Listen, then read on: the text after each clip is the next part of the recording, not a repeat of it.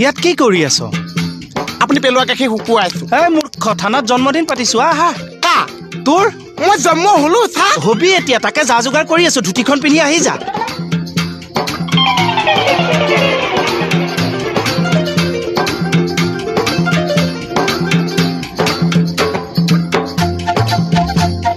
আজি দি আছো ৰ।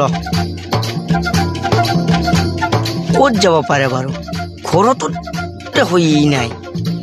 য'তেই কি নাথাকক ইয়াক মই বিচাৰি উলিয়ামেই। থানাত যাব পাৰে চালা, কিবা খং উঠিব লাগিলে হত্যাকাৰীকে হত্যা কৰি পেলাম ইয়াক। ৰ কৃষ্ণে দেখি লন্তমাও গৃহ কৰ্মে গৈলা, আণ্ঠু কাঢ়ি উদুখল টানি বাক লৈলা।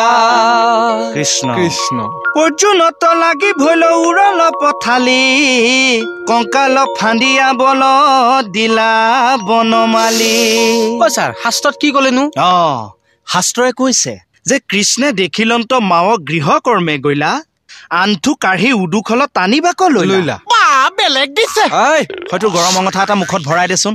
মনে মনে বহি থাক। কৃষ্ণে দেখিলন্ত মাৱক গৃহ কৰ্মে গৈলা, আণ্ঠু কাঢ়ি উদুখল টানি বাক লৈলা। চাহ আনিছ, মনে মনে দি যা। পুথিৰ মাজত কিয় কথা কৈ দিয়? হ'ব হ'ব, আপুনি পঢ়ক। দে আফটাৰ দ্য ব্ৰেক চাহ দি ল।